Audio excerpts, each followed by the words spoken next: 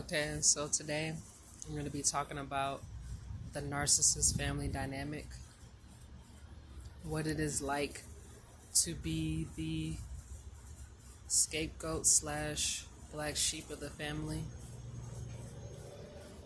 Well, I guess it depends on how you look at it.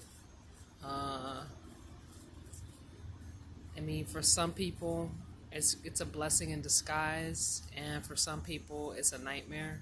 It just depends on how the situation is being interpreted.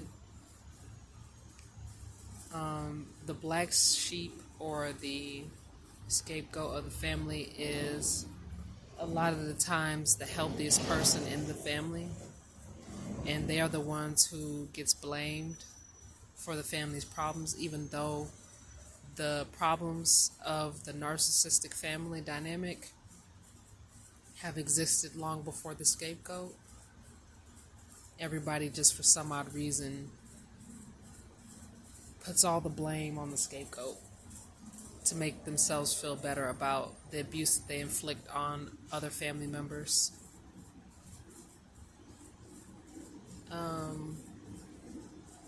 I mean, that's the only reason that I can think of as to why there's even a black sheep or a scapegoat in the family in the first place. That's pretty much the reason.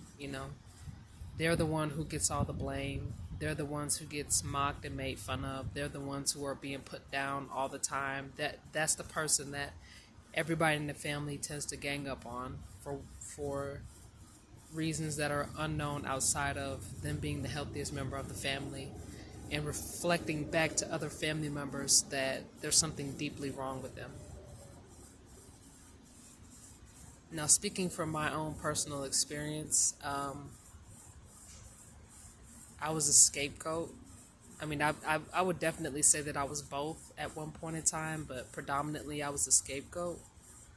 And I had all my family members pretty much ganging up on me for reasons that if I can put my opinion in this situation, I believe that the reasons that were given as to why I was a scapegoat had nothing to do with the real reason why I was a scapegoat, which is the same reason that I said earlier.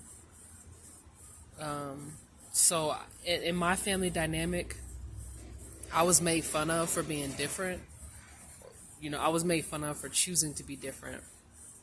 And because I chose to be myself instead of conforming to what my family expected me to be or wanted me to be or tried to make me to be, the abuse that I received was pretty severe.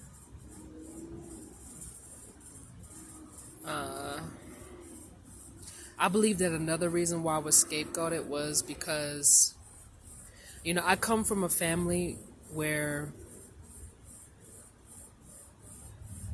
being healthy is taboo. Being a healthy human being is taboo, on top of being spiritual and not religious. Being spiritual and not religious is also taboo. If someone in the family decides not to believe in a religious platform, which is of course is a choice of the free will, right? If someone in the family chooses not to believe in the religion, I guess the way my family chooses a lot of the times chose to handle it was, well, it's okay for you to not believe as long as you keep quiet about it and don't tell anyone and pretend to believe in this stuff and go with the flow like everybody else. Now, it's preferred in the family that you believe in this stuff, because if you're not, you're still going to get abused anyway. At least in my family dynamic, that was how it was. If you don't believe in it, you're going to be verbally guilt tripped. You're going to be told that you're going to hell. You're going to be told all these things to make you doubt your own belief systems and try to guilt bait you into believing a religious platform. And if you're quiet about it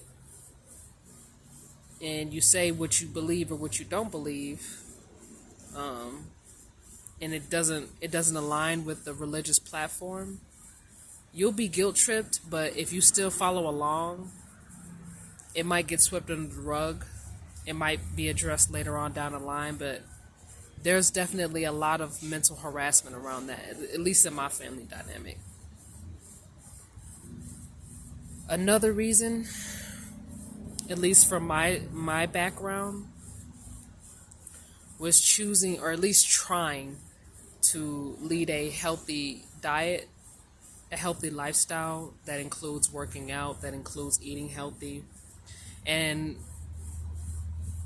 when it came to my family background, my family has a generation. I believe that, like diabetes, heart attack, stroke, high blood pressure, obesity in my family is like a generational curse. And anybody that tried to live differently, that tried to lead a better lifestyle than what our ancestors prior have done, was met with sabotage and they were made fun of. I know, speaking from my personal experience, when it was a short period of time where I tried the vegetarian lifestyle, and I never met so much sabotage from my family. Like, I mean, it was just so much sabotage around that. I tried to live a healthy lifestyle and be independent from my family, and they were the first ones to. I mean, because when someone decides to live a vegetarian lifestyle, it's costly. It's a bit more costly than it is to eat meat. It's cheaper to eat meat.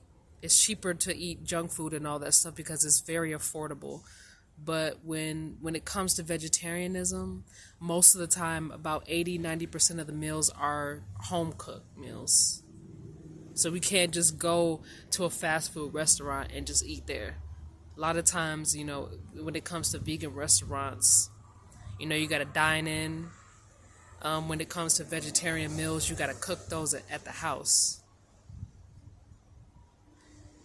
So it's a little bit more costly. It's worth it, definitely, because overall it costs more to get treated in the hospital due to unhealthy eating than it is to simply just be vegetarian in the long run. It requires less doctor's visits. Most of the time, you may not even need it.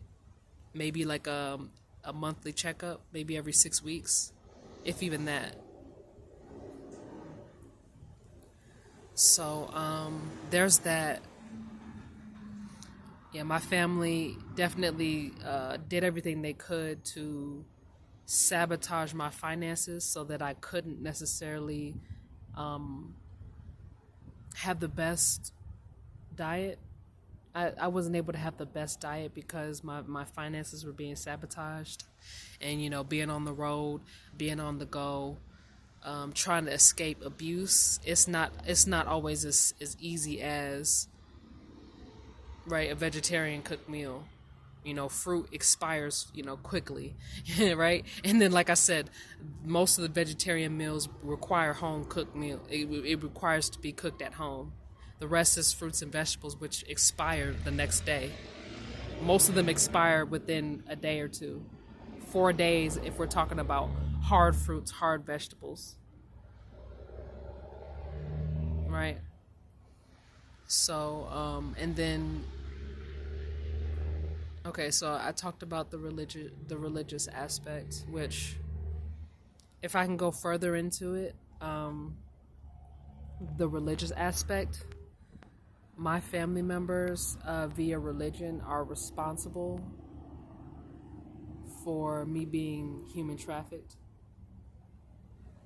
And I know that there are some religious people out there that are probably thinking, well, what does religion have to do with human trafficking? Well, it depends on your family background. It depends on how they handle differences in opinion in the family. So say, you're coming from a healthy background and